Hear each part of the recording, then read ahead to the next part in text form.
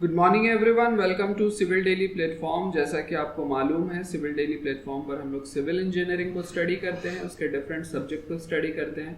और आज diploma in engineering में हम लोग एक नए सब्जेक्ट को स्टार्ट करने जा रहे हैं जो कि इंजीनियरिंग फिजिक्स है। इंजीनियरिंग फिजिक्स से आने वाले टाइम पे टोटल 40 लेक्चर्स अपडेट किए जाएंगे और इस 40 लेक्चर्स में आपको पूरे इंजीनियरिंग फिजिक्स को फिनिश कराया जाएगा। बात करें हम लोग यहाँ पर किस तरह के सिलेबस को डिस्कस करेंगे, तो यहाँ पर हम लोग JUT के जो डिप्लोमा इन इंजीनियरिंग का जो सिलेबस है उसे हम लोग कवर करेंगे। इस सब्जेक्ट के बारे में बात करें सो it is a common subject जो सबको पढ़ना पड़ता है, चाहे आप सिविल से हो या आप इलेक्ट्रिकल से हो या आप मैकेनिकल से हो, आप किसी भी ब्रांच के हो। तो फर्स्ट ईयर में ये सब्जेक्ट आपके लिए कॉमन होता है, सभी ब्रांचेस के लिए कॉमन होता है। मैंने यहाँ मैकेनिकल लिख दिया, मैंने यहाँ सिविल लिख दिया, मैंने यहाँ CS लिख दिया, मैंने यहाँ माइनिंग लिख दिया। तो सभी के लिए डिप्लोमा इन इंजीनियरिंग में अगर आप JUT में स्टडी कर रहे हो तो इंजीनियरिंग फिजिक्स की जो सिलेबस है वो कॉमन है और इस पूरे सिलेबस को हम लोग आने वाले 40 लेक्चर्स में कवर करने वाले हैं, देखने वाले हैं। तो आज ये हमारा फर्स्ट लेक्चर है, हम लोग शुरू करते हैं और हम लोग आज कुछ सीखने की कोशिश करते हैं। तो हम लोग सबसे पहले फर्स्ट लेक्चर पे बात कर लेते हैं कि हमें कहाँ से स्टार्ट करना है, हम लोग क्या पढ़ने वाले हैं और कैसे पढ़ने वाले हैं।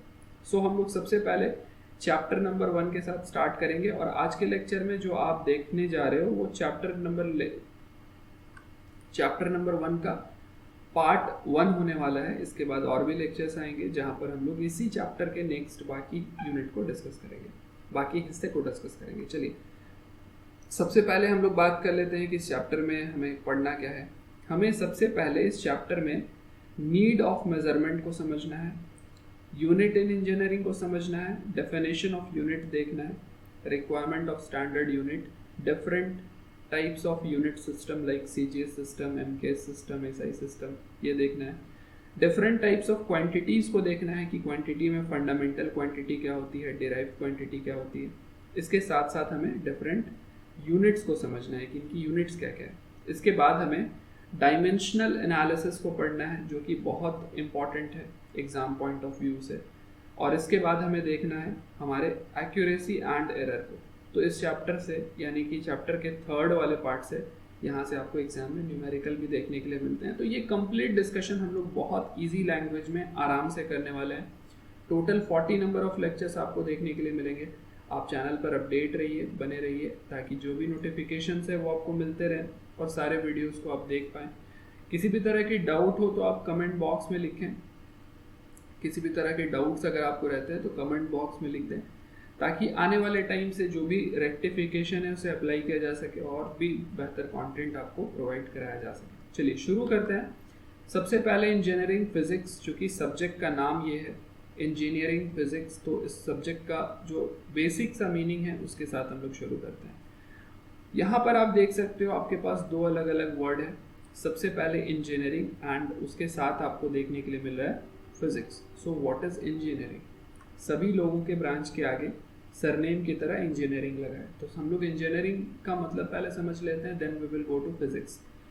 Engineering it is application of scientific principle and mathematics to solve real time problem. तो इंजीनियरिंग फिजिक्स क्या है? ये एप्लीकेशन है किस चीज़ का? साइंटिफिक प्रिंसिपल यानी कि वैज्ञानिक सिद्धांत और मैथमेटिक्स का to solve real time problem.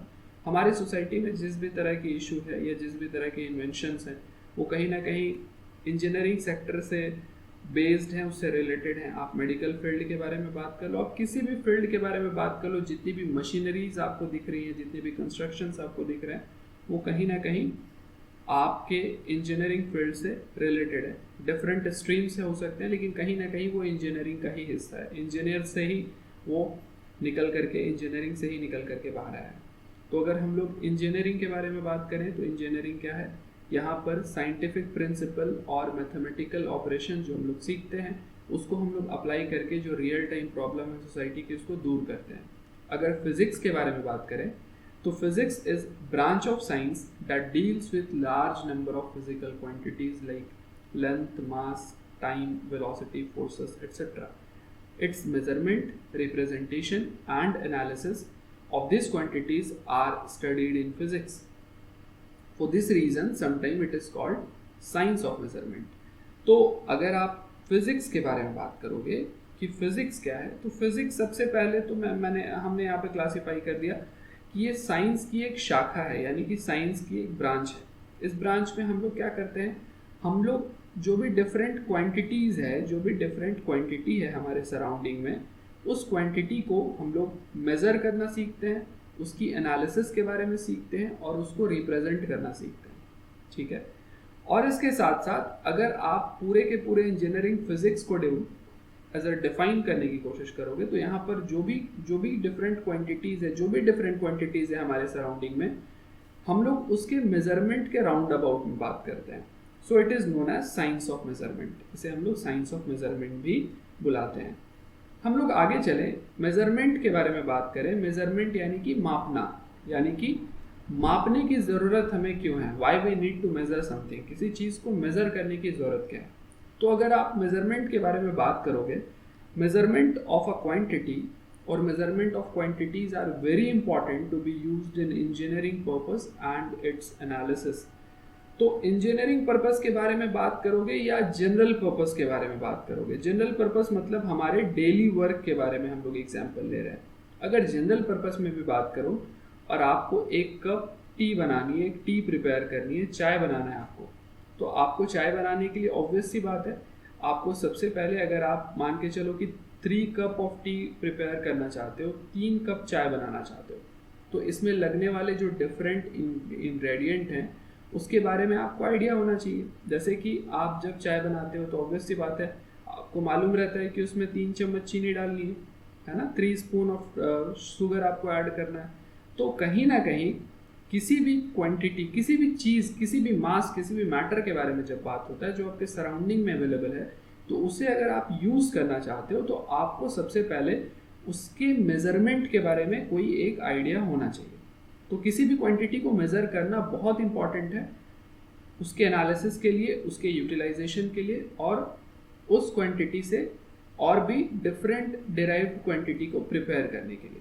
तो हमें मेज़रमेंट का आइडिया होना चाहिए। जब तक हम मेज़र करना नहीं सीख सकते तब तक हम लोग उस क्वांटिटी को किसी दूसरे पर्पस में इस्तेमाल नहीं कर सकते।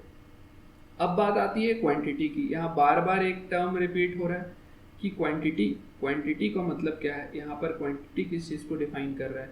तो अगर हम लोग बात करें फिजिकल क्वांटिटी के बारे में कि फिजिकल क्वांटिटी क्या है, तो हमने कहा आपके सराउंडिंग में डिफरेंट जो भी चीज़ें अवेलेबल है, आप अपने डेली लाइफ में किसी भी चीज़ का इस्तेमाल करते हो, वो आपको एज अ क्वांटिटी ही सामने आती है। जैसे कि हम लोग सबसे पहले एक एग्जांपल ले लेते हैं। आपके पास ये एक पत्थर का टुकड़ा है, एक बड़ा सा पत्थर है। इस बड़े से पत्थर के बारे में अगर आपसे पूछा जाए कि ये पत्थर कितना है, ऑब्वियस सी बात है कितना है, तो आप बताओगे कि ये पत्थर कोई 50 kg का है। और अभी तक जो फिजिक्स आप जानते हो या अभी तक जो आप जनरल लाइफ में फील करते हो, ये जनरल लाइफ में आपकी जो जनरल अंडरस्टैंडिंग है, उसके अकॉर्डिंग आप बताओगे कि ये पत्थर 50 kg का है। तो कहीं ना कहीं आपने एक यूनिट का भी इस्तेमाल किया और आपने इसके मैग्नीट्यूड का भी इस्तेमाल किया, जो हम बाद में बात करेंगे। लेकिन ये जो पत्थर है ये फिलहाल आपके लिए क्या है, आपके लिए क्वांटिटी है। ये क्या है, आपकी एक क्वांटिटी है। इसी तरीके से अगर हम लोग बात करें कि हमारे पास एक अच्छा सा हाईवे है और इस हाईवे में हम लोग क्या करना चाहते हैं, हम लोग इस पॉइंट से इस पॉइंट तक आना चाहते हैं। तो इस पॉइंट से इस पॉइंट तक आना चाहते हैं, तो आप यहाँ से यहाँ तक जो पहुँचना चाहते हो, ऑब्वियस सी बात है ये जो आपको सामने यहाँ से इस पर्टिकुलर पॉइंट से इस पर्टिकुलर पॉइंट तक जब आपसे पूछा जाएगा क्या है, तो आप बोलोगे ये एक डिस्टेंस है, ये एक डिस्टेंस है। और डिस्टेंस भी क्या होगी, डिस्टेंस भी आपकी एक क्वांटिटी होगी। ठीक है। तो डिफरेंट क्वांटिटी जो है उसके बारे में हम लोग इन डेप्थ बात करेंगे आने वाले टाइम पे। तो यहाँ पर जो आपको डिस्टेंस दिख रही है, ये डिस्टेंस क्या है, एक तरह की क्वांटिटी है। हम लोग अपने डेली लाइफ में टाइम के लिए बहुत ज़्यादा कॉन्शियस होते हैं, टाइम को हम लोग बहुत ज़्यादा वैल्यू करते हैं, बहुत ज़्यादा वैल्यू देते हैं। तो अगर आपसे पूछा जाए कि टाइम क्या है, so it is also a quantity. तो हमने शुरू में बात किया कि आपके आसपास जो भी दिख रहा है वो क्या है, वो एक तरह की क्वांटिटी है, फिजिकल क्वांटिटी है। तो अब आप कहोगे कि आपके पास जो भी दिख रहा है उसे आप केजी में मेज़र कर सकते हो, उसे आप डिस्टेंस में मेज़र कर सकते हो। तो आपको यहाँ पर एक बहुत कन्फ्यूज़न हो रहा होगा कि किसे हम लोग क्वांटिटी बुलाएंगे और किस तरह की क्वांटिटी बुलाएंगे। तो जो क्वांटिटी है वो किस तरह की है, कितने टाइप की है, उसे हम लोग जस्ट आने वाले अभी कुछ लेक्चर्स में हम लोग कवर कर लेंगे। नेक्स्ट लेक्चर तक आपकी ये क्वांटिटी टर्म जो है आपकी बहुत अच्छे से क्लियर हो जाएगी और नेक्स्ट टाइम से आपको क्वांटिटी में कोई भी डाउट नहीं रहेगा। तो चलिए सबसे पहले हम लोग क्वांटिटी को बहुत अच्छे से पढ़ेंगे अभी आने वाले टाइम पर। फिजिकल क्वांटिटी में कुछ एक एग्जाम्पल हमने ले लिया और ये सारे एग्जाम्पल जो हैं आपके डेली लाइफ में इस्तेमाल होते हैं। आगे चलते हैं। More physical quantities are speed, acceleration and pressure. बहुत सारी फिजिकल क्वांटिटी है जिसमें कि कुछ क्वांटिटीज़ के बारे में यहाँ पर लिख दिया गया है।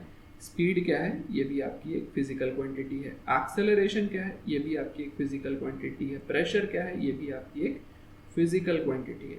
तो ये सारी आपकी क्वांटिटीज़ है। अब क्वांटिटीज़ को हम लोग जब आगे प्रॉपर स्टडी करेंगे तो आपको इसके बारे में पूरा आइडिया हो जाएगा कि किसे हम लोग क्वांटिटी बोलेंगे और किस तरह की क्वांटिटी बोलेंगे।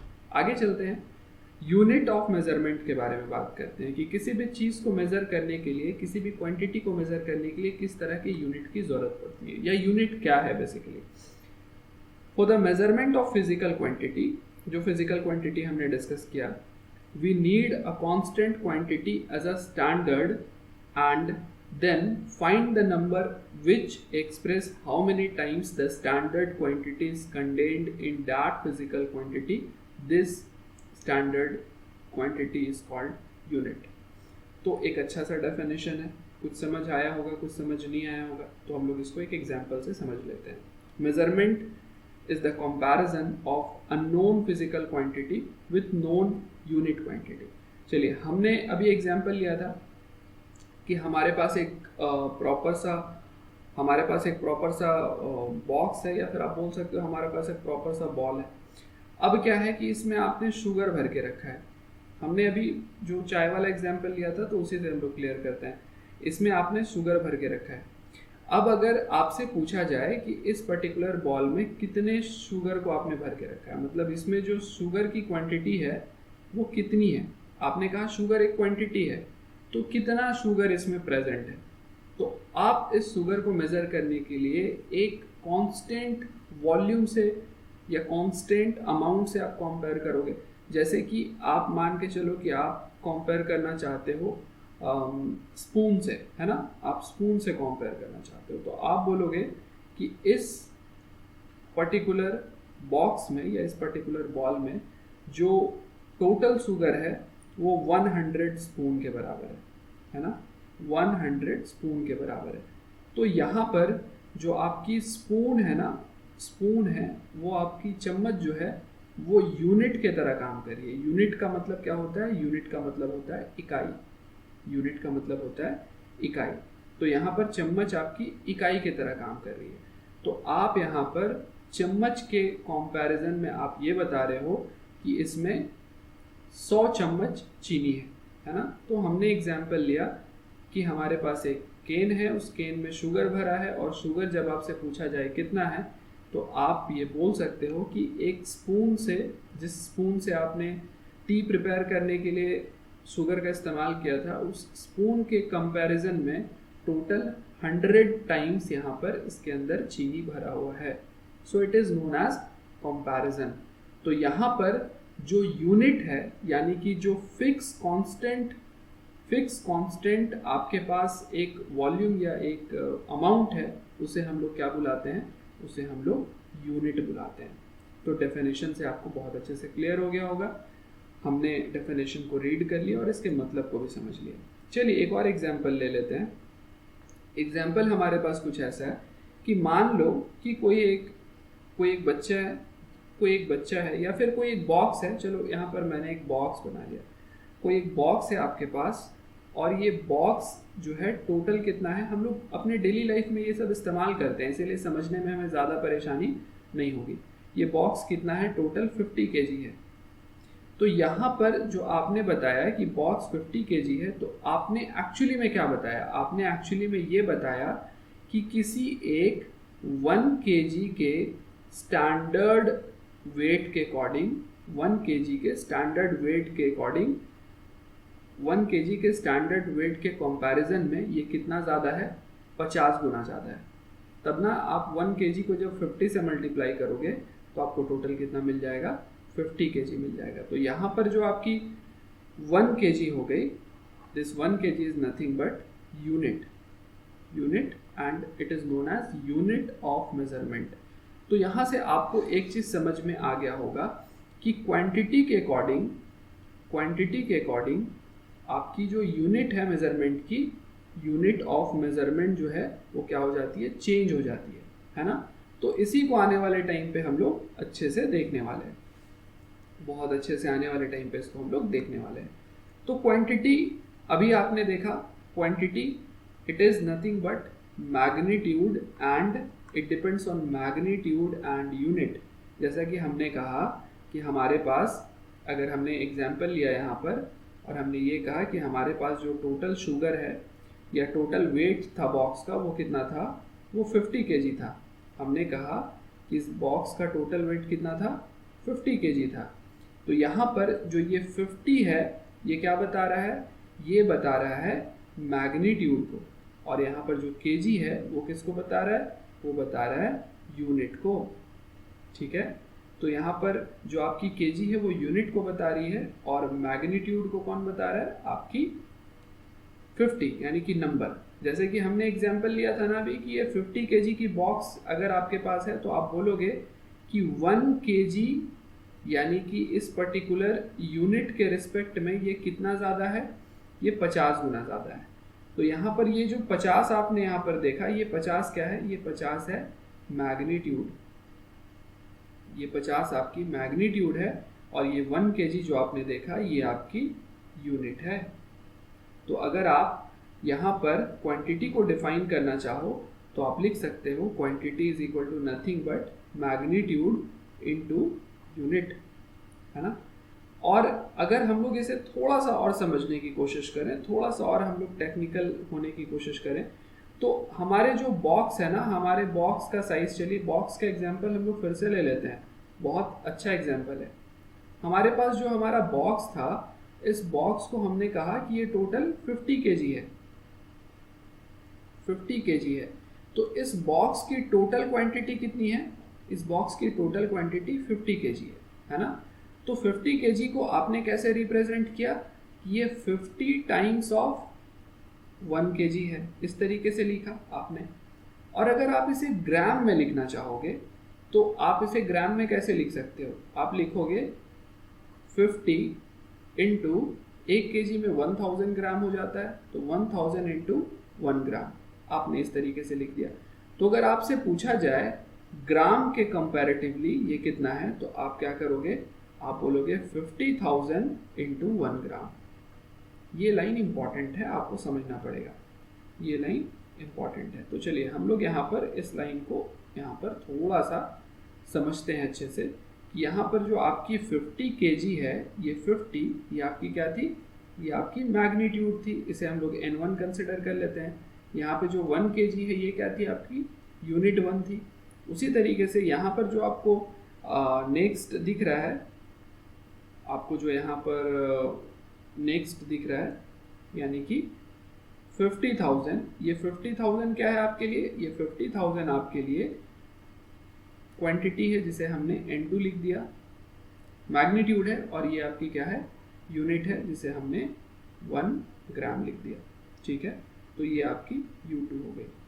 तो आप यहाँ पर देख सकते हो कि जैसे जैसे आपकी जो टोटल मैग्नीट्यूड है वो जैसे जैसे बढ़ रही है, वैसे ही वैसे आपका जो यूनिट है वो क्या हो रहा है, कम हो रहा है ना। यहाँ पर आप देखो यूनिट क्या है, 1 kg है, यहाँ पर यूनिट क्या है, 1 ग्राम है।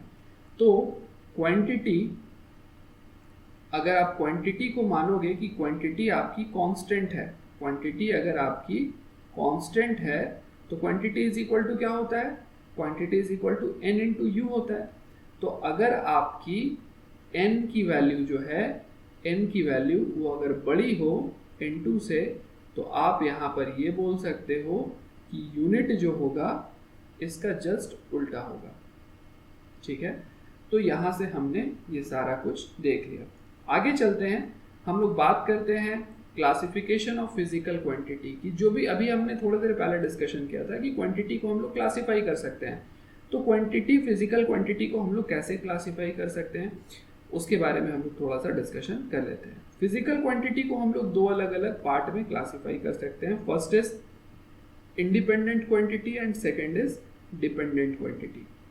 पहली क्वांटिटी जो स्वतंत्र है, दूसरी क्वांटिटी जो पहले वाले क्वांटिटी से डिराइव होकर के बनती है। कैसे होता है ये सब हम लोग देख लेते हैं। अगर हम लोग इंडिपेंडेंट फिजिकल क्वांटिटी के बारे में बात करें तो हमारे पास total 7 physical independent physical quantity है, जिसमें कि एक पहली सबसे पहले क्या है, लेंथ यानी कि लंबाई।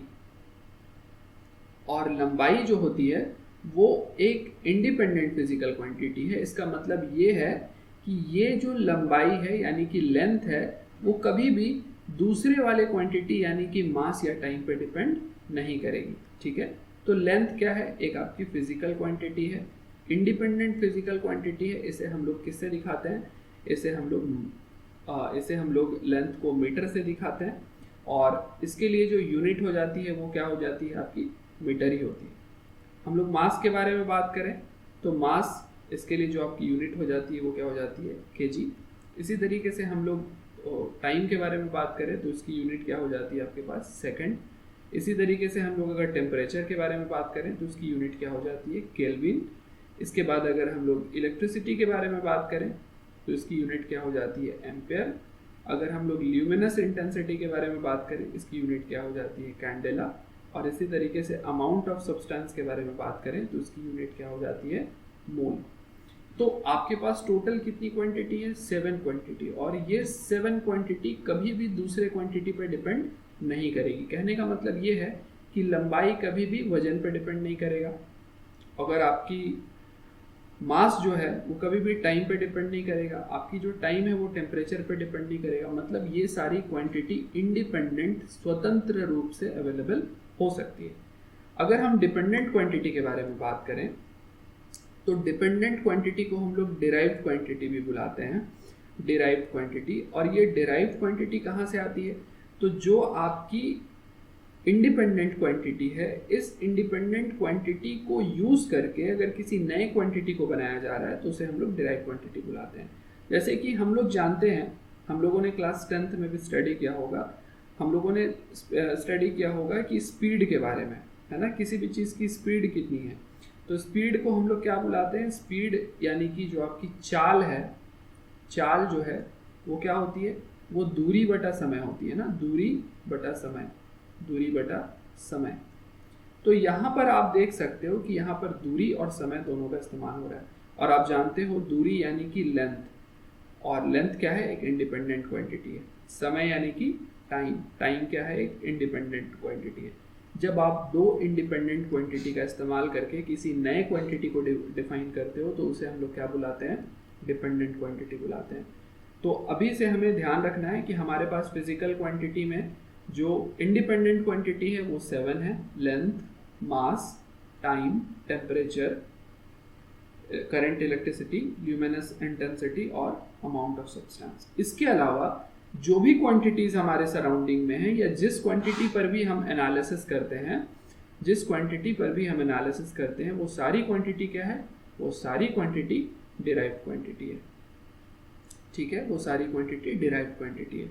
तो आने वाले लेक्चर में हम लोग बात करेंगे different length, mass, time, electricity, current, temperature, luminous intensity और अमाउंट ऑफ सब्सटेंस के बारे में, इसके डेफिनेशन के बारे में और इसके रिक्वायरमेंट के बारे में। इसके साथ साथ हम लोग जो डिराइव्ड क्वांटिटी है उसके बारे में भी बात करेंगे। हमें ये जानना है लेंथ यानी कि आपकी जो मीटर है, और मास यानी कि आपकी जिसकी यूनिट केजी है, और टाइम जिसकी यूनिट सेकंड है। ये 3 क्वांटिटी जो है ये इंजीनियरिंग पॉइंट ऑफ व्यू से बहुत इंपॉर्टेंट है। और जितने भी कैलकुलेशंस हैं वो सारे के सारे इंजीनियरिंग कैलकुलेशन इसी क्वांटिटी के सराउंडिंग्स में घूमते हैं। जब आप इलेक्ट्रिकल डिपार्टमेंट से हो या इलेक्ट्रिकल इंजीनियरिंग आप स्टडी कर रहे हो तो वहाँ पर आपको ये एम्पेयर वाली क्वांटिटी देखने के लिए मिलती है, टेम्परेचर वाली क्वांटिटी देखने के लिए मिलती है। बट अगर आप मैकेनिकल या मैकेनिक्स पार्ट के बारे में डिस्कस करोगे, मैकेनिक्स पार्ट के बारे में, तो वहाँ पर आपकी जो भी आपकी कैलकुलेशंस है वो मोस्ट ऑफ द टाइम ये 3 क्वांटिटी के सराउंडिंग्स में घूमेगी। तो आने वाले टाइम पे हम लोग सारे क्वांटिटी को डिस्कस करेंगे और हम लोग 1 बाय 1 अपने लेक्चर को कंटिन्यू करेंगे। अगर आपको लेक्चर अच्छा लगता है तो आप लाइक कर सकते हैं, सब्सक्राइब करके दोस्तों के साथ शेयर कर सकते हैं, ताकि जो भी आने वाले लेक्चर्स हैं उसके नोटिफिकेशंस मिले और साथ ही साथ ज़्यादा से ज़्यादा मोटिवेशन भी। तो बहुत बहुत शुक्रिया, मिलते हैं अगले क्लास में।